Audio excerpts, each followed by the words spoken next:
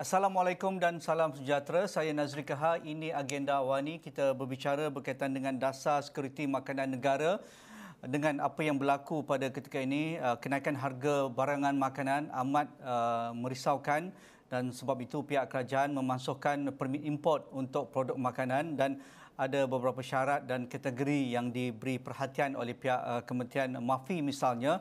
Tetapi adakah ia akan memberikan satu jaminan bahawa bekalan makanan dan juga harga makanan akan berpatutan apabila dibenarkan dimasukkan ataupun diimport ke dalam negara.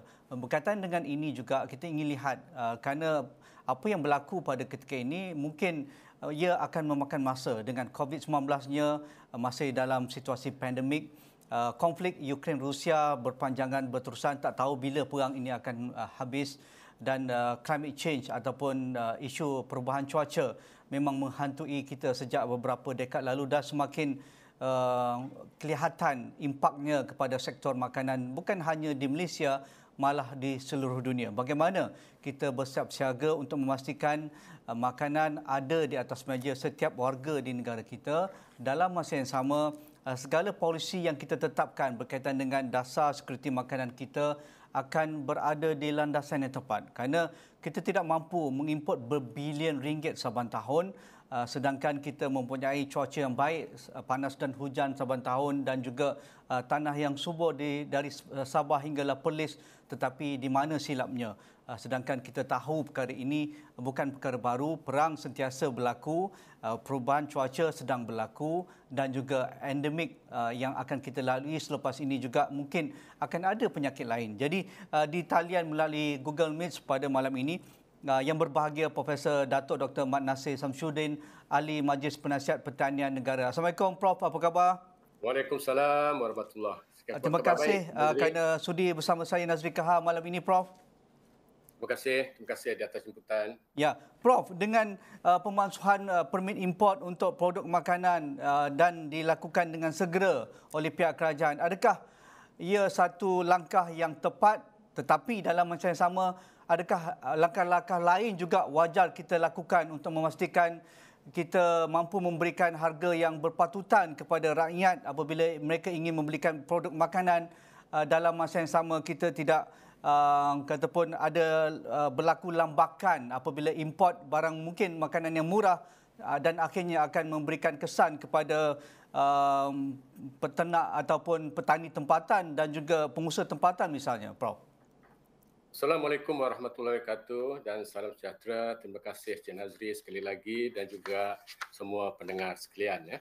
Sebelum saya menjawab persoalan tersebut atau membahaskan persoalan yang telah dilontarkan tadi, kita perlu tengok dulu isu-isu yang berlaku sekarang ni dari segi kenaikan harga barangan. Ya. Jadi kita perlu melihat kenaikan harga barangan ni adalah secara holistik disebabkan oleh faktor-faktor bekalan makanan dan juga faktor-faktor permintaan sebelum saya menjawab persoalan EP tadi. Ya. Iaitu isu yang banyak dari segi yang menyebabkan faktor pengeluaran adalah pertama adalah kos input Maksudnya kos buruh, kos minyak dan sebagainya itu memang telah berlaku sebelum ni. Ya. Tapi apa yang berlaku baru-baru ini adalah kenaikan harga baja yang mendadak sekali dan juga ini juga kos makanan ternakan terutamanya jagung yang begitu mendadak sekali. Dan ini telah menyebabkan harga sayur-sayuran, harga ayam baru-baru ini memang harga ayam satu isu yang besar sekali telah naik. Itu adalah salah satu faktor-faktor yang menyebabkan kenaikan harga makanan kita terutamanya ayam. Sebab apa? Kita ni import jagung dalam 2 juta tan satu tahun. Dalam lingkungan 1.7 bilion kita import ternakan. Walaupun ayam tu kita dah cukup dari kadar sehari diri, tetapi kos input tu, makanan tu 70% daripada kos tu kita import. Itu adalah dari segi faktor pengeluaran. Tetapi kita perlu lihat juga dari segi faktor-faktor penggunaan makanan kita. Jadi kita negara Malaysia ni sebenarnya salah satu negara yang pertumbuhan ekonominya begitu tinggi sekali dan ini menunjukkan bahawa pendapatan per kapita kita pun telah menaik. Maka ini telah merubah corak permintaan makanan dan juga permakanan negara kita. Maka kalau kita lihat bahawa penggunaan per kapita beras contohnya telah menurun. Pada tahun 80-an dulu, kita makan beras ni dalam kurungan 120 kg per kapita setahun. Tapi kita sekarang makan dalam lingkungan 73. Tetapi ayam, sebenarnya kita sebuah negara yang ketiga tertinggi makan ayam per kapita ni Cik Nazri. Negara kita makan ayam lebih kurang 47.4 kilogram per kapita setahun. Begitu sendiri lagi.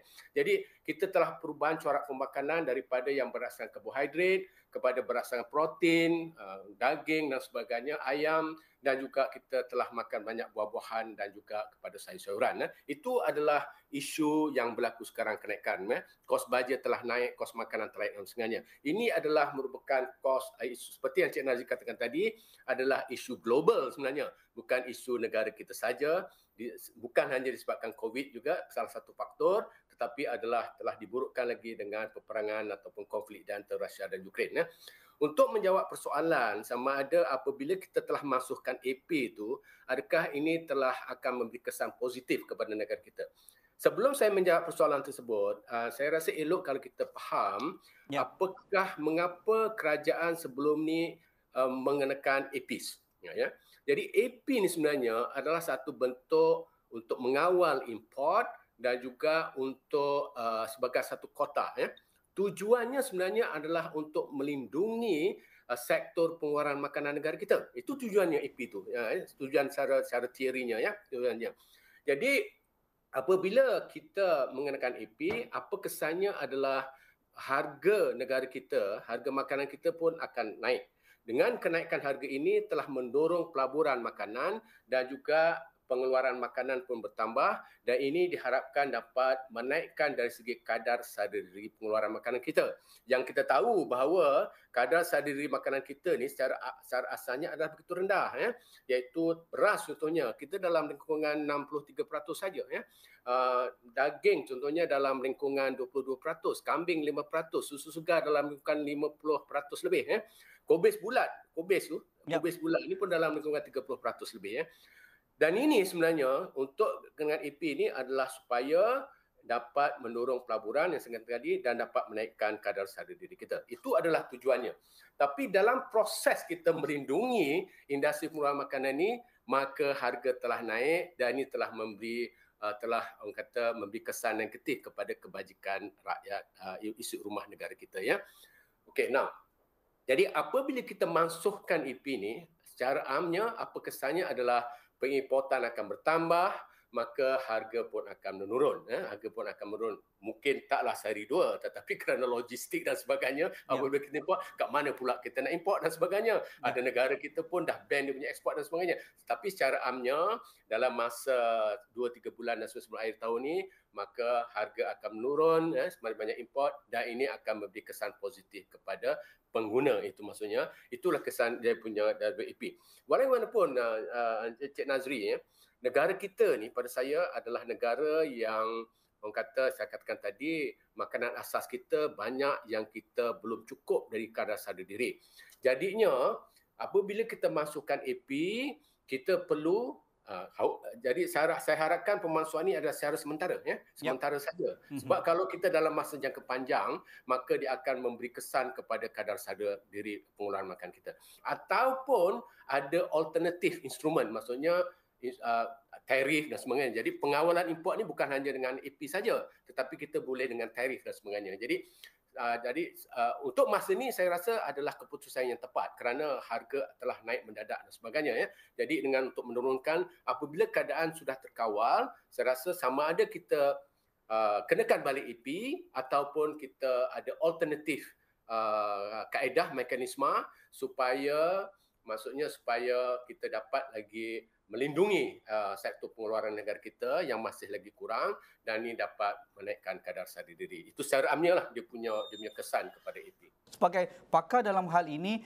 kerana kita sudah lama mengalami isu ini sebenarnya, kita sudah bercakap isu tentang import ini lama dah. Kita bukan pengeluar utama jagung. Kita bukan pengeluar utama barang-barang untuk membuat baja. Tetapi akhirnya apabila kita hampir 100% mengimport, sedangkan kadar sadar diri ayam sudah mencukupi, Tetapi akhirnya apabila gangguan sistem rantaian dunia ini, kita terpalut, kita tidak boleh kata pun memberikan harga yang baik kepada peternak dan juga harga di ladang itu.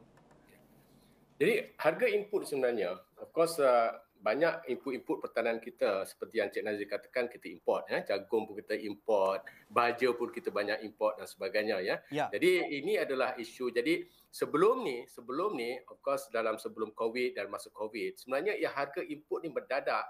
Terutamanya harga jagung ni pada tahun ini saja sebenarnya. Ya. Tetapi tahun-tahun lepas, of course pada tahun lepas harga bajet pun telah naik. Jadi kita mesti ada satu orang kata mekanisme yang serius. Jadi contohnya dedak ayam, makanan ayam, ya. Apabila harga jagung turun balik besok, kemungkinan kita dah lupa tentang yang harga jagung ni yang telah naik dan sebagainya. Sebab itu, saya bagi contoh ayam, ya. Jadi kita perlu ada program jangka masa panjang yang mesti sama ada harga komoditi ini akan turun naik. Bila harga jagung turun pun kita mesti teruskan inisiatif ini. Jadi walaupun seperti Cik Nazri kata, ayam ni kita lebih 114% sebenarnya kadar sadar diri kita. Tetapi 7% adalah input dan input tu kita import. Jadi contohnya lah untuk katakan untuk makanan ayam contohnya, ya, yang senang untuk bagi contoh, ya. Secara jangka masa panjang sebabnya ayam tu dia perlu dua makanan. Satu adalah yang berbentuk tenaga, satu lagi dalam bentuk protein, ya. Jadi bentuk tenaga ni banyak kita daripada jagung. Jadi kita ada alternatif sebenarnya dalam jangka masa panjang, iaitu kita boleh gunakan PKC, palm kernel cake, yang sebenarnya adalah bahan sampingan dari pengeluaran kelapa sawit yang kita 90% ini kita ekspor sebenarnya. 10% kita gunakan dalam negara kita. Jadi kita perlu ada satu mekanisme supaya PKC ini kita banyak gunakan. Sebenarnya dalam kajian hanya kita perlukan 20% tambahan saja. Ya. Kita dah gunakan 10%, 20%. Maka kita perlu dedicated effort pada PKC ini supaya dapat digunakan, walaupun memerlukan penyelidikan lagi, digunakan untuk makanan ayam. Sebab PKC ini sebenarnya adalah sangat sesuai buat masa ini untuk makanan seperti lembu, ruminan, tetapi untuk makanan ayam perlu ada penyelidikan. Ini pertama. Kedua, yang alternatif makanan ini adalah seperti yang berkatakan baru-baru ini adalah black soldier fly larvae, iaitu daripada insek. Jadi walaupun penyelidikan perlu dibuat lagi, tetapi kita perlu seterusnya, kita perlu effort supaya dalam jangka masa panjang makanan ini kita tak bergantung kepada import. Dan baru-baru ni pun kerajaan telah membuat satu inisiatif untuk menanam jagung dan sebagainya di sendiri.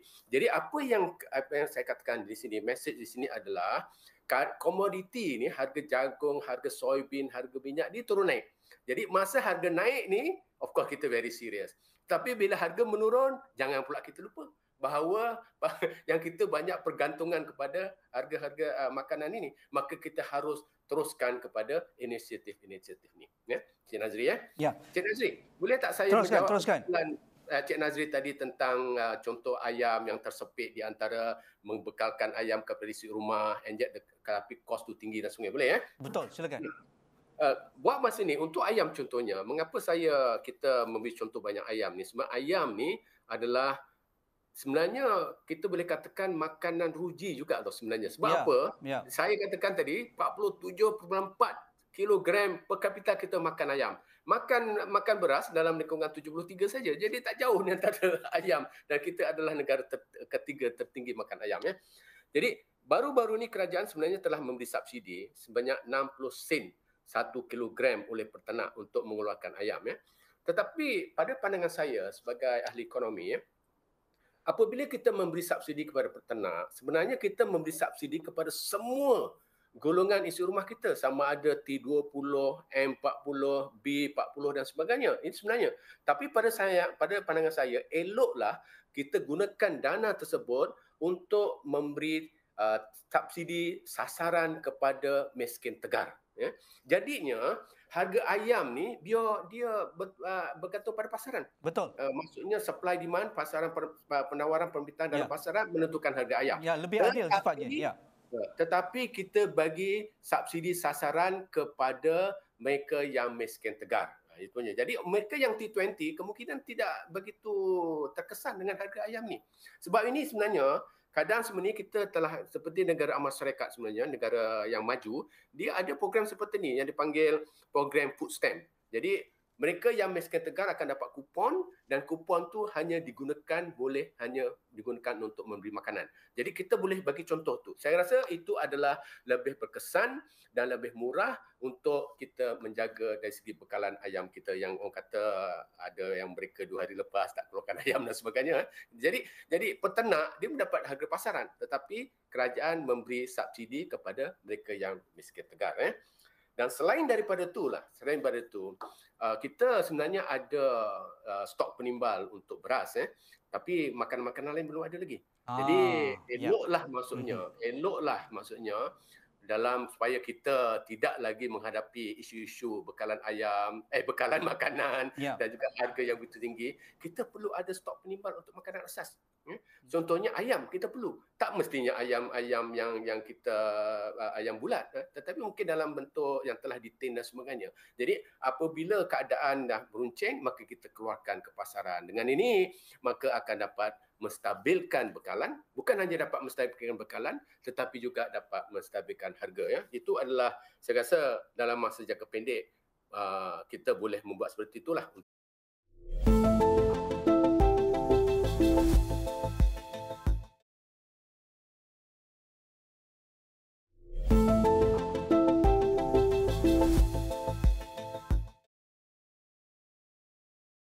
Adakah sudah sampai masanya pihak-pihak yang berkenaan memikirkan situasi waktu genting ini supaya kita ada stok apabila waktu kecemasan? Memang tepat sekali. Memang itu tepat sekali. Kita sebelum ni tidak memikirkan begitu serius tentang stok minimal. Kita ada stok minimal beras saja, tetapi makanan-makanan lain kita tak memikirkan. Kalaulah maksudnya, kalau kita baca-baca di media, negara China dia memberi makanan, maksudnya dalam pasaran dunia dia pun beli banyak gandum dan sebagainya. Sudah sampai masanya sebenarnya. Tak terlambat. Kalau kita tak buat, mungkin akan lambat lagi. Tak terlambat sebenarnya kalau kita membuat satu mekanisme untuk stok minimal. Sudah tentunya kos itu akan tinggi dari segi menyimpan makanan dan sebagainya. Betul. Tetapi pulangan daripada pelaburan stok penimbal ni adalah keamanan negara. Ingat maksudnya pasal kajian menunjukkan kalau 3 hari rakyat isi rumah ni tak cukup makanan, dalam 3 hari saja negara tersebut biasanya akan boleh menjadi kacau bilau. Jadi saya rasa pelaburan untuk membuat stok penimbal walaupun mahal tetapi pulangannya bukan hanya wang ringgit tetapi pulangannya adalah keamanan negara. Dan saya rasa tidak terlambat untuk kita. Tidak terlambat begitu Prof. Prof, Yes. berkaitan dengan pemansuhan AP ataupun permit import ini, ramai juga di kalangan pakar ekonomi dan juga tenaga akademik mengatakan bahawa inilah masa yang paling tepat untuk kita mula memikirkan cara-cara yang lebih mapan. Misalnya kalau kita dah mengangkat permit import, tapi kita perlu tahu siapakah pengimportnya, berapa jumlah kota yang dibenarkan untuk import, berapa price tag yang akan dikenakan akhirnya kepada rakyat di rak-rak pasaraya ataupun pasar, dan bagaimana kita dapat memaksimalkan ataupun merapatkan jurang antara barangan import dan juga pengeluar tempatan ataupun produk tempatan seperti Prof katakan tadi. Kita ingin melindungi, dan masa depan kalau boleh pengeluar tempatan inilah yang akan menguasai pasaran bila kadar sara diri kita lebih tinggi. Pandangan Prof? Ya. Macam ni, ada beberapa instrumen yang kita menggunakan selain daripada AP. Tetapi AP ini sebenarnya berbentuk kota adalah yang paling efektif sekali untuk kita melindungi sektor pengeluaran makanan negara kita. Tetapi ada instrumen lain seperti tarif yang kita boleh gunakan, kadar cukai dan sebagainya. Ini juga boleh, maksudnya, tetapi dia tak terkesan, tak as efektif as kalau kita menggunakan kota untuk kita melindungi pengeluaran makanan. Tapi perlu lihat Cik Nazri, sebab walaupun orang kata kita boleh masukkan AP dan sebagainya dan kita boleh ada instrumen lain dan sebagainya, tapi perlu ingat bahawa security makanan tu salah satu elemen daripada security makanan negara kita, bukan hanya dari segi sama ada isi rumah boleh mendapat makanan atau accessibility atau boleh capai makanan, tetapi salah satu elemen penting adalah dari segi kebolehan kita untuk mengeluarkan makanan kita sendiri. Itu adalah sangat penting. Itu adalah menentukan kestabilan bekalan makanan negara kita. Jadi sama ada kita nak menggunakan AP atau iaitu kota ataupun nak menggunakan tarif, pada pandangan saya, kerana kadar sara diri makanan kita adalah rendah, maka saya rasa elok kita masih ada lagi instrumen-instrumen tersebut untuk mengurangi pengeluaran makanan kita ya. Jadi persoalan siapa yang mengimport dan sebagainya itu adalah soalan dari segi pelaksanaan ya. Tetapi yang penting sini kita ada instrumen melindungi pengeluaran makanan kita kerana kebanyakan makanan asas kita, beras, daging, susu dan sebagainya, kita masih import yang begitu tinggi sekali. Itu ya. Prof, berkaitan dengan mitigasi untuk memastikan kelompok yang rentan ini ataupun yang begitu berisiko ini dapat mendapat makanan yang affordable dan selamat dan dengan harga yang berpatutan. Ini penting. Bagi pandangan Prof, apa cara lain selain daripada kita adakan food bank misalnya ketika pandemik, kita tahu banyak sekali masyarakat awam, masyarakat sivil dan juga Jabatan Kebajikan Masyarakat, Pusat Zakat menyediakan food bank untuk kelompok yang terkesan akibat hilang kerja, pemotongan gaji, tiada bisnes dan sebagainya. Tetapi apabila harga makanan naik mendadak ini, kita seolah-olah perkara yang kita dah buat baik itu, mengapa tidak kita teruskan? Apa lagi langkah-langkah social safety net untuk kelompok apapun kategori kita katakan, mungkin B40, mungkin dengan harga yang mungkin yang lebih tinggi sekarang, mungkin M40 yang bawah itu pun dah terkesan. Jadi supaya mereka ini ada makanan atas meja dan mampu membeli makanan, Prof. Encik Nazri macam ni lah. I think saya telah membincangkan tadi dari segi jangka masa pendek seperti food stamp program, seperti dari segi stok penimbal makanan dan sebagainya ya. Dan seperti Encik Nazri pun ada mengatakan dari segi food bank dan sebagainya, dan saya pun katakan juga dari segi sasaran subsidi kepada golongan rentan yang mereka miskin tegar dan sebagainya. Tetapi ini adalah orang kata atau inisiatif jangka masa pendek yang kita ambil, kadang-kadang kita hapuskan balik dan kita ambil balik. Tapi pentinglah pada saya untuk sektor pengeluaran makanan ni kita perlu melihat struktur pengeluaran makanan negara kita ni ya. Pertama, sektor pertanian negara kita ni terbagi pada dua. Satu adalah sektor tanaman industri, contoh kelapa sawit ya, iaitu dia punya pendapatan ekspor kelapa sawit ni lebih daripada 70 bilion ringgit. Bilion, bukan bilion, bilion ringgit ya. Tetapi kita ada satu sektor lagi, iaitu pengeluaran makanan, tanaman makanan, peternakan dan perikanan yang belum lagi maju seperti daripada tanaman industri. Jadi macam ni, untuk jangka masa panjang lah kita perlu, iaitu kalau kita lihat bahawa sektor pengeluaran sawit tu kata boleh contohi, dia ada orang kata kewujudan bersama di antara pekebun kecil dan juga dengan sektor perladangan. Mengapa saya menyentuh pengeluaran ini? Sebab apa? Apabila kita banyak pengeluaran, maka harga adalah affordable ataupun mampu beli ya, Encik Nazri ya. Iaitu pertama, kalau kita boleh mencontohi iaitu kewujudan bersama di antara sektor perladangan dan juga pengumpulan kecil, kalau kita boleh mencontohi ini untuk sektor pengeluaran makanan contohnya iaitu kita ada anchor company dan kita ada pekebun atau petani kecil supaya dapat dipasarkan, menjaga kualiti, konsisten kualiti dan sebagainya. Tapi kita perlu buatnya perkara-perkara macam ni ya. Kedua, kalau kita lihat tanah kelapa sawit ni sebenarnya adalah sebanyak 5 juta hektar di Malaysia. 5 juta hektar ni kita gunakan kelapa sawit. Tetapi untuk pengeluaran makanan ni tak sampai 700,000 hektar. Bayangkan. Dan dia menguncup daripada setahun ke setahun. Mengapa? Jadi sektor pengeluaran makanan ni bukan hanya bersaing dengan sektor sektor industri ekonomi lain, tetapi juga bersaing dengan sektor tanaman industri itu ya. Jadi sudah sampai masanya lah saya rasa ya, kita ada dasar guna tanah yang kita agihkan atau sisihkan untuk pengeluaran makanan dan tanah ni jangan diusik contohnya. Tetapi nanti Cik Nazri akan mempersoalkan apa insentif kerajaan negeri contohnya, atau Kedah contohnya sebagai kita punya pengeluar beras yang paling banyak dan kita isi rumah rakyat di negeri lain pun boleh dapat juga. Jadi Kedah ni sebenarnya membuat satu pengorbanan mereka untuk mengeluarkan makanan kepada negeri-negeri lain. Jadi saya rasa sudah sampai masanya iaitu kerajaan persekutuan memberikan insentif kepada kerajaan negeri, mekanisme kita boleh bincangkan cara macam mana ya, untuk mereka retain ataupun tanah tu adalah masuk pengeluaran makanan. Jadi Jadi di situ, tapi kerajaan negeri dapat insentif supaya dia dapat gunakan duit itu untuk pembangunan yang lain. Itu sudah sampai masanya. Yang kedua pula, ya, yang ketiga, iaitu kalau kita tahu bahawa kemajuan tanam industri dipelopori oleh sektor korporat.